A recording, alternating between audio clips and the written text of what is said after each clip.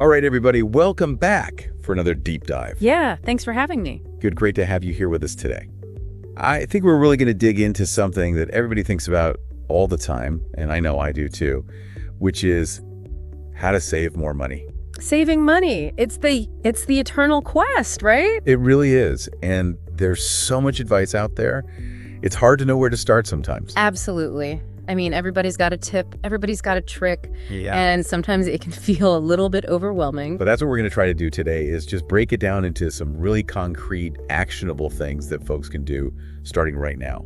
Love it. Practical advice, real strategies that you can implement right away to actually see a difference in your bank account. That's the goal. And the thing is, we all know we should be saving. Right. But sometimes it just feels like such a burden, or we don't even know where to start. Yeah, exactly. And I think that's where a lot of people get stuck. They just feel like it's this big, insurmountable task. Right. And they don't even know where to begin. So let's start with the basics. I mean, one of the most fundamental things, and it might seem obvious, but it's creating a budget and actually tracking your expenses. That's the foundation. You can't build a house without a solid foundation. And I think a lot of people maybe avoid this step because it just seems like, I don't want to know how much I'm spending. It can be scary, right? You don't want to face the music. But I think it's also empowering because once you know where your money is going, then you can start to make choices about where you want it to go. Right. It takes away that feeling of like, oh my gosh, where did all my money go at the end of the month? Exactly, because so many people are just living in this state of financial amnesia. They just have no idea where their money is going. So how do you actually suggest somebody goes about creating a budget? I mean, Are there tools?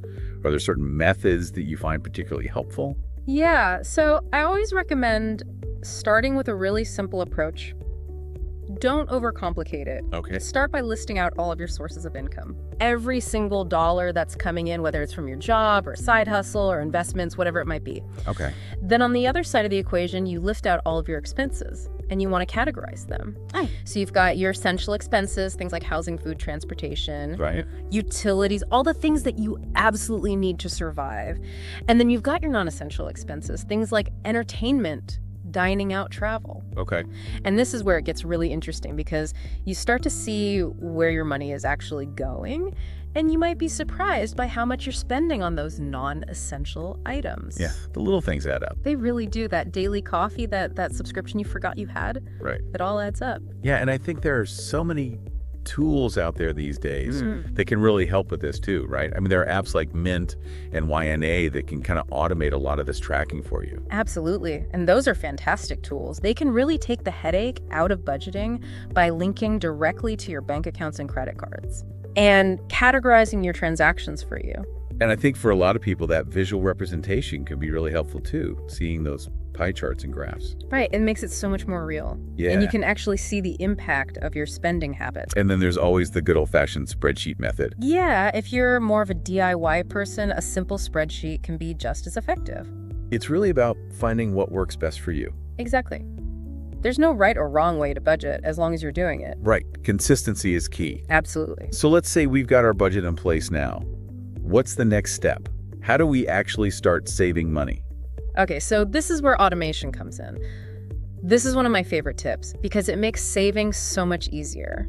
So you're taking the human element out of it a little bit. Exactly. You're removing the temptation to spend. I like that. And you're making it automatic so you don't even have to think about it. Right. So what you do is you set up an automatic transfer from your checking account to your savings account every month. And you do this on a specific day, like the day after you get paid. Okay. So the money goes straight into savings before you even have a chance to spend it. So this is kind of like the pay yourself first philosophy. That's exactly it. You're prioritizing your future self. Okay. And you're making saving a non-negotiable part of your financial routine. And the great thing is you can start small. Right. Right. It doesn't have to be a huge amount. Exactly. Even if it's just 50 or 100 a month, that adds up over time. Especially with the power of compounding. Right. The longer you save, the more that money grows. And I think a lot of people underestimate the power of small, consistent savings. They really do. It's not about trying to save a ton of money all at once. Right. It's about building a sustainable habit. And once you set up that automatic transfer, you don't even really notice it, right? Exactly. It just becomes part of your normal cash flow. And if you're looking to maybe get a little bit more out of your savings, there are things like high-yield savings accounts that you can look into. Yeah, those are a great option if you want to earn a little bit more interest. So we're budgeting. We're automating our savings now. Let's talk about impulse purchases. I think this is something that trips a lot of people up. Wow, yeah. Impulse purchases, those are the budget killers. They really are. And we live in a world that's designed to encourage them. Right, absolutely. I mean, we're bombarded with ads and sales and promotions all the time. And social media doesn't help. Oh, yeah. Social media is a whole other beast. It makes you feel like you need to have everything that everybody else has. Yeah, you're constantly comparing yourself to other people. Yeah. So how do we resist those temptations? I mean, how do we stop ourselves from clicking that buy now button? So one of the most effective strategies is what I call the 24-hour rule. Okay. Tell me about that. So before you buy anything that's not an absolute necessity, you wait 24 hours. And during that time, you really ask yourself, do I need this item? Will it truly bring me joy? Is it worth the money? So you're creating a little bit of space between that initial impulse. Exactly. You're giving yourself time to cool off. I like that. And often after 24 hours, you realize that you don't actually want or need the item that badly. Right. You've moved on to something else. Exactly. And what about wish lists? Is that something that can be helpful? Absolutely. Wish lists are a great way to track the things that you want but don't necessarily need right now. So instead of buying something impulsively, you put it on your wish list. Exactly. And then you can revisit it later. Right. And then you can see if you still really want it after a few weeks or months. And that can really help to prioritize your spending, right? Exactly. Yeah. Because it helps you to distinguish between your wants and your needs. Okay, so we're being more mindful of our spending. We're avoiding impulse purchases. Now, let's talk about food. I mean, this is a big expense for a lot of people. Yeah, food can be a major budget drain if you're not careful. Especially with grocery prices being what they are these days. Oh, absolutely. It's getting more and more expensive to eat.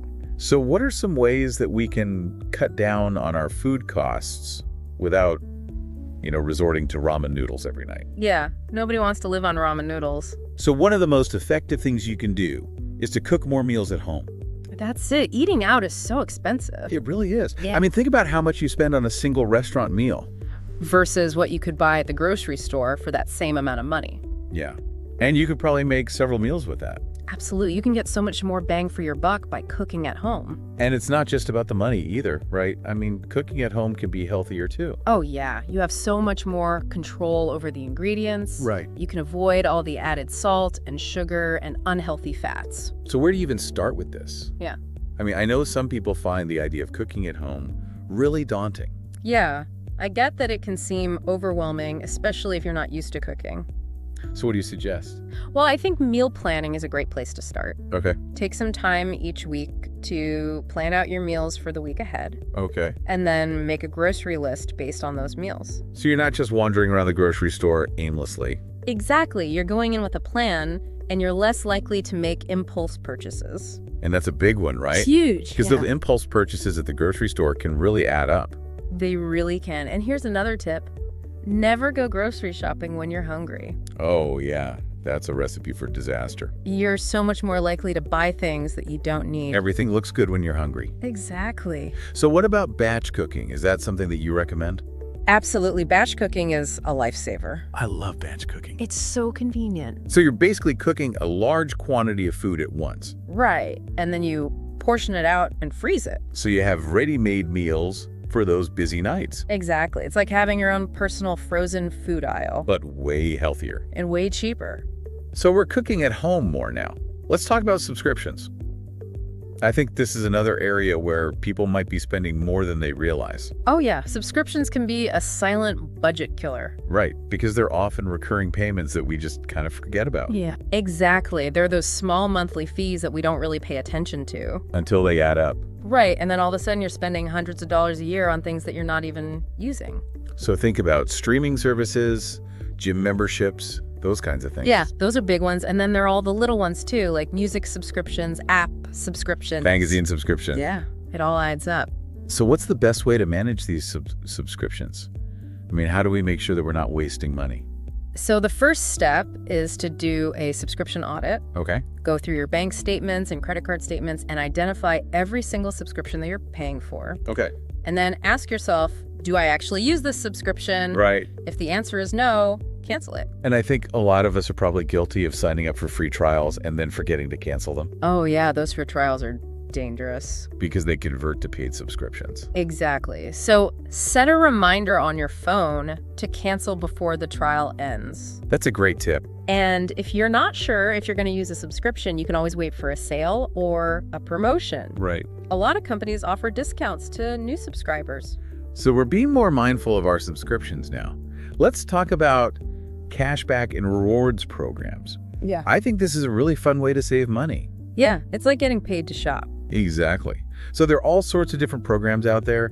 There are credit cards that offer cash back. Yeah, cashback credit cards are great. There are websites and apps like Rakuten and Honey that give you discounts and cash back on online purchases. Those are fantastic, especially if you do a lot of online shopping. And then there are loyalty programs for specific stores and brands. Yeah, those can be really rewarding too. So the key here is to find programs that align with your spending habits, right? Exactly. If you spend a lot of money on groceries, get a credit card that offers cash back on groceries. Right. If you travel a lot, get a travel rewards card. But it's important to use these programs responsibly, right? Absolutely. You don't want to get into debt just to chase rewards. That's a great point. So make sure you're paying off your credit card balances in full every month. Otherwise, the interest charges will eat up all your rewards. Okay, so we're getting cash back, we're earning rewards now. Yeah. Let's talk about generic brands. I think there's sometimes a stigma attached to generic brands, Yeah, people think that generic means low quality. but that's not always the case, right? Not at all. In fact, a lot of generic brands are just as good as name brands. They're often made in the same factories, and they just yeah. have different packaging. So you're basically paying for the brand name. And that can be a big difference in price. Huge.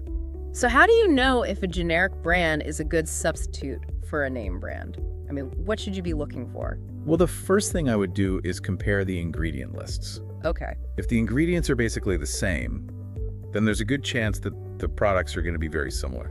And you can always read online reviews too, right? Absolutely, to see what other people are saying about the generic brand. And I think you'll find that a lot of people are pleasantly surprised by the quality of generic brands. Yeah, I think a lot of people are hesitant to try generic brands, but once they do, they realize that they're just as good as the name brands. And they save a lot of money. Exactly. So we're buying generic when we can. Now let's talk about shopping smart. I mean, we all have to shop. I've right? got to buy stuff. So how can we do it in a way that saves us money? So the key is to be strategic about your shopping. Okay. Don't just buy things on a whim. Right. Plan your purchases. Okay. Weigh for sales. Okay. Compare prices. Okay. Use coupons. Okay. There's so many ways to save money if you just take a little bit of time to plan ahead. And there are a lot of great resources out there to help you do this too, right? I mean, websites like RetailNot and Ibotta. Yeah, those are great for finding coupons and deals. And a lot of stores have their own apps now where you can find digital coupons. Absolutely. It's so easy to save money these days. Yeah. And don't forget about seasonal sales, right? Oh, yeah. Those are great for stocking up on things that you know you're going to need. Like winter clothes in the summer. Exactly. You can get amazing deals if you shop at the right time of year. Okay, so we're shopping smart now.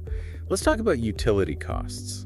I mean, these are expenses that we all have to pay every month. Yeah, those bills just keep coming. So what are some ways that we can reduce those costs? Well, there are a lot of small things you can do around the house that can make a big difference. Okay, like what? Like unplugging electronics when you're not using them. Okay. Switching to LED light bulbs. Okay. Lowering your thermostat a few degrees in the winter. Okay. Taking shorter showers. Okay. Washing your clothes in cold water. Okay. All of these things can add up to significant savings over time. And it's not just about electricity either, right? I mean, there's water usage too. Absolutely. So be mindful of how much water you're using. Right. Fix any leaks promptly. Okay. And consider installing low-flow shower heads and faucets. And what about negotiating with your service providers? Is that something that people should try? Absolutely. It never hurts to ask for a better rate. Especially if you've been a loyal customer for a long time. Exactly. They might be willing to give you a discount to keep your business. All right, so we're reducing our utility costs now. Our last tip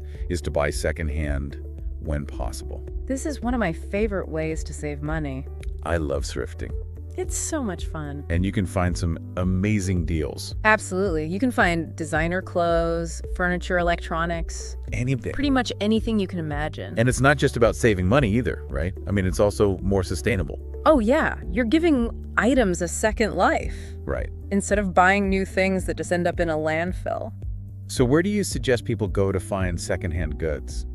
Well, thrift stores are a great place to start. I love a good thrift store. There are also online marketplaces like Facebook Marketplace and Craigslist. And don't forget about garage sales. Oh yeah, those can be treasure troves. So there you have it, 10 practical tips for saving money. It's all about making small changes that add up over time. So for our listeners out there, what tip are you going to try first? What small step can you take today to start saving more money? Just pick one thing and commit to it. You don't have to do everything at once. Right. Just start small and build from there. And remember, every little bit counts. So start saving today and watch your savings grow. And who knows, maybe you'll even find that you enjoy the process. Maybe saving money can actually be fun. It can be if you approach it with the right mindset. So go out there and start saving. And enjoy the journey. Thanks for joining us for another deep dive. We'll see you next time. See you later.